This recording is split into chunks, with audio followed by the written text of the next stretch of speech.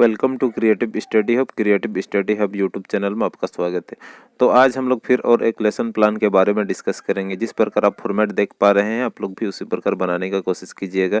जैसे कि सबसे पहले जो मेरा पॉइंट है विद्यालय का नाम में लिखना है। आपको जिस विद्यालय में आपको अलॉटमेंट किया जाएगा उस विद्यालय का आपको नाम लिखना है। उसके बाद अगला जो पॉइंट है पाठदाता का नाम, जो आपका नाम रहेगा उसको वहाँ पर मेंशन करना है। उसका क्रमांक के जगह में आपका जो महाविद्यालय का जो रोल नंबर रहेगा उसको लिखना होता है। उसका वर्ग, अब जिस क्लास का बना रहे हैं या जिस कक्षा का बना रहे हैं उसको आप यहाँ पे मेंशन करेंगे। उसका विषय आप जिस विषय को बना रहे हैं उस विषय को आपको मेंशन करना है। आज हमने विज्ञान विषय को लिया है। उसके बाद पाठ का नाम है सजीव एवं निर्जीव।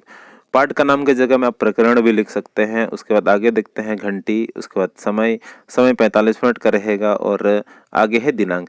जिस डेट को आप बना रहे हैं लेसन प्लान उस डेट को आपको मेंशन करना होता है यहाँ पे। आगे देख लेते हैं यहाँ पे सामान्य उद्देश्य में आप मैक्सिमम 5 पॉइंट लिख सकते हैं, मिनिमम आप 3 पॉइंट लिख सकते हैं। सामान्य उद्देश्य का जो मेरा आज पहला पॉइंट है, बच्चों को विज्ञान विषय की संपूर्ण जानकारी प्रदान करना। दूसरा है बच्चों में विज्ञान के प्रति रुचि उत्पन्न करना। और तीसरा है बच्चों में वैज्ञानिक दृष्टिकोण उत्पन्न करना। ठीक है, उसके बाद आगे देख लेते हैं विशिष्ट उद्देश्य में भी आप मैक्सिमम 5 पॉइंट लिख सकते हैं, मिनिमम आप 3 लिख सकते हैं। विशिष्ट उद्देश्य का जो मेरा जो पहला पॉइंट है, छात्र सजीव और निर्जीव के बारे में जानेंगे। दूसरा है छात्र दैनिक जीवन में सजीव और निर्जीव को पहचानेंगे। तीसरा है बच्चे वस्तुओं एवं प्राणियों में उनके गुण एवं प्रकृति के आधार पर सजीव एवं निर्जीव की जानकारी प्राप्त करेंगे। आगे देख लेते हैं शिक्षण विधि।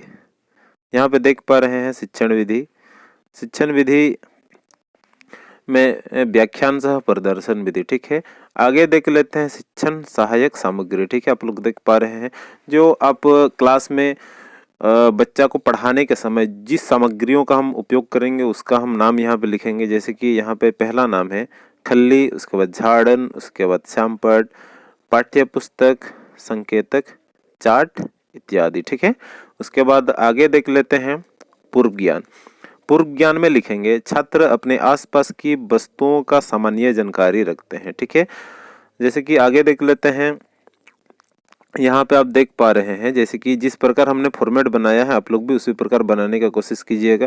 जैसे कि सबसे पहले हमने यहाँ पर लिखा है सोपान, उसके बाद विषय वस्तु, उसके बाद शिक्षक क्रियाशीलन, उसके बाद छात्र क्रियाशीलन, उसके बाद श्यामपट्ट कार्य। ठीक, जैसे सोपान के नीचे में हम लिखेंगे वर्ग प्रवेश एवं वर्ग व्यवस्था। ठीक है, उसके बाद शिक्षक क्रियाशीलन में लिखेंगे यहाँ पे सर्वप्रथम मैं प्रसंचित मुद्रा में शिक्षण सामग्रियों के साथ निर्धारित समय पर वर्ग में प्रवेश करूंगा। तत्पश्चात छात्र का अभिवादन स्वीकार कर उन्हें अपने स्थान पर बैठने का निर्देश दूंगा। ठीक है, और छात्र क्रियाशीलन में लिखेंगे छात्र खड़े होकर शिक्षक का अभिवादन करेंगे। तत्पश्चात छात्र शांतिपूर्वक अपने स्थान पर बैठ जाएंगे। ठीक है, उसके बाद सबसे इम्पोर्टेंट टॉपिक यानी लेसन प्लान का सबसे इम्पोर्टेंट टॉपिक में आ जाते हैं यहाँ प्रस्तावना। ठीक है, प्रस्तावना में आ जाते हैं। जैसे कि प्रस्तावना यहाँ पे आप देख पा रहे हैं सोपान में लिखेंगे प्रस्तावना, विषय वस्तु में लिखेंगे अपेक्षित पूर्व ज्ञान, शिक्षक क्रियाशीलन में लिखेंगे छात्रों को मूल पाठ पर लाने के लिए उनके पूर्व ज्ञान पर आधारित निम्नलिखित प्रश्न पूछे जाएंगे। जैसे कि पहला क्वेश्चन जो है, बच्चों आप लोग अपने आसपास में क्या क्या देखते हो? बच्चे साधारणतः जवाब देंगे घर, पेड़ पौधा, जानवर आदि। ठीक है, उसके बाद दूसरा क्वेश्चन रहेगा ऐसे वस्तुओं का नाम बताओ जो जीवित हैं। ठीक है, बच्चे जवाब देंगे गाय, बकरी, पेड़ पौधे। ठीक है, उसके बाद तीसरा जो क्वेश्चन है गाय एवं घर को विज्ञान की भाषा में क्या कहा जाता है? तो बच्चे जवाब देंगे सजीव एवं निर्जीव। ठीक है, उसके बाद उद्देश्य कथन में आ जाते हैं। यहाँ पे शिक्षक क्रियाशीलन में देखते हैं बच्चों आज हम लोग विज्ञान विषय में सजीव एवं निर्जीव के बारे में विस्तार पूर्वक अध्ययन करेंगे। ठीक है, और यहाँ पे आप लिख देंगे श्यामपट्ट में सजीव एवं निर्जीव। ठीक है, उसके बाद प्रस्तुतिकरण में आ जाते हैं। जैसे कि सोपान में लिखेंगे प्रस्तुतिकरण, विषय वस्तु में लिखेंगे सजीव एवं निर्जीव तथा उसके गुण। ठीक है, उसके बाद शिक्षक क्रियाशीलन में आ जाते हैं। सर्वप्रथम मैं पृष्ठ संख्या बताते हुए सजीव एवं निर्जीव का परिचय दूंगा। तत्पश्चात सभी बच्चों को बताऊंगा कि जिसमें जीवन होता है वह सजीव होता है एवं सांस लेना, भोजन करना, वृद्धि करना सजीव का प्रमुख लक्षण है। ठीक है, उसके बाद निर्जीव का हम लोग देख लेते हैं। निर्जीव उस वस्तु को कहा जाता है जिसमें जीवन नहीं होती है और वे एक जगह में ही स्थिर रहते हैं, जैसे कुर्सी, पत्थर आदि। ठीक है, उसके बाद देख लेते हैं आगे। सजीव वह होता है जो चल फिर सकता है, लेकिन निर्जीव पर कोई बदलाव नहीं होता है। ठीक है, छात्र क्रियाशीलन में देख लेते हैं। बच्चे ध्यान पूर्वक सुनेंगे एवं समझने का प्रयास करेंगे। उसके बाद श्यामपट्ट कार्य में आ जाते हैं। यहाँ पे आप देख पा रहे हैं सजीव का मुख्य लक्षण भोजन करना, श्वास लेना, वृद्धि करना, स्थान में परिवर्तन करना आदि। जैसे कि सजीव का मुख्य उदाहरण है गाय, बकरी, कुत्ता, मनुष्य आदि। ठीक है,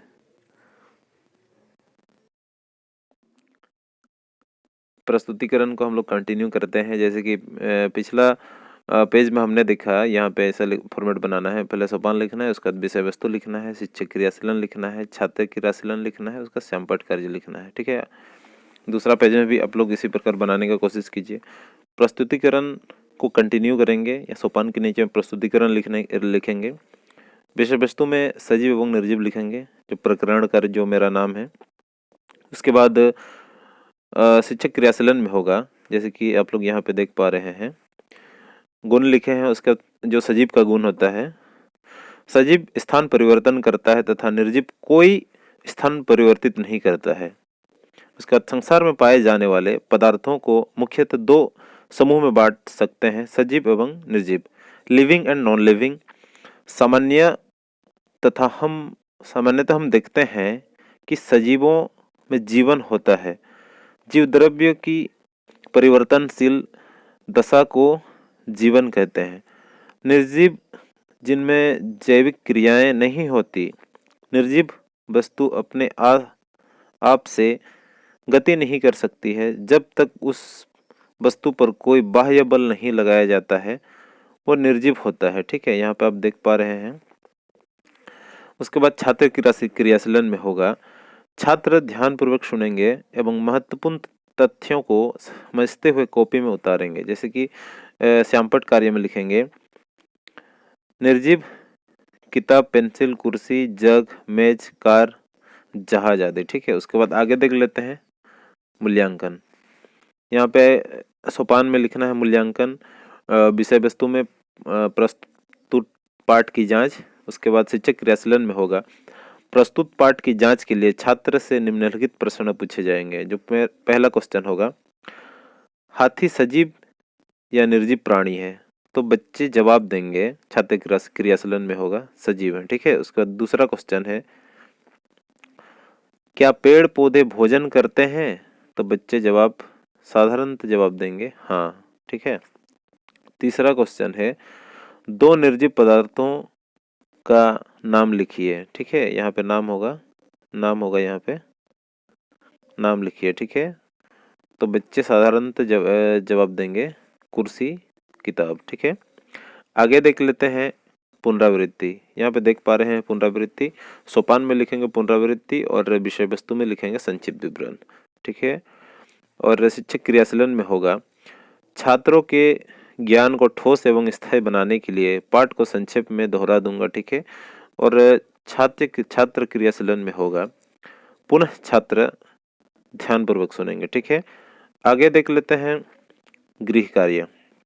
आप देख पा रहे हैं यहाँ पे फॉर्मेट में गृह कार्य। ठीक है, उसके बाद विषय वस्तु में होगा घर पर अभ्यास हेतु प्रश्न। ठीक है, उसके बाद शिक्षक क्रियाशीलन में होगा, छात्रों को घर पर अभ्यासरत रखने के लिए निम्न प्रश्न श्यामपट्ट पर लिख दूंगा। ठीक है, और छात्र क्रियाशीलन में होगा, छात्र श्यामपट्ट पर लिखे प्रश्नों को कॉपी में उतारेंगे। ठीक है, गृह कार्य क्वेश्चन हम लोग देख लेते हैं। यहाँ पे आप लोगों को दिखा रहे हैं, जैसे कि हमने 2 क्वेश्चन दिया है गृह कार्य के तौर पर, आप यहाँ पे देख पा रहे हैं। गृह कार्य का जो पहला क्वेश्चन है, 5 सजीवों के नाम लिखे हैं। ठीक है, और दूसरा क्वेश्चन है निर्जीव को परिभाषित करें। ठीक है, उसके बाद अगला जो पॉइंट है वर्ग त्याग। सोपान में भी वर्ग त्याग लिखेंगे और विषय वस्तु में भी वर्ग त्याग लिखेंगे। शिक्षक क्रियाशीलन में होगा घंटी लगने के पश्चात या घंटी लगने के बाद श्यामपट्ट की सफाई कर दूंगा तथा छात्रों को शांतिपूर्वक बैठने का निर्देश देकर वर्ग त्याग करूंगा। ठीक है। और छात्र क्रियाशीलन में होगा छात्र शिक्षक के निर्देश का पालन करेंगे। ठीक है। जो शिक्षक का अंतिम काम होता है, यहाँ पे आप देख पा रहे हैं श्यामपट्ट की सफाई। ठीक है। आप इस प्रकार फोटो देख पा रहे हैं, जैसे कि यहाँ पे फोटो हमने बनाया है, तो आप लोग चार्ट पेपर में फोटो बना के आप क्लास में लेके जा सकते हैं। ठीक है। तो कोशिश कीजिएगा फोटो बना के पढ़ाने का।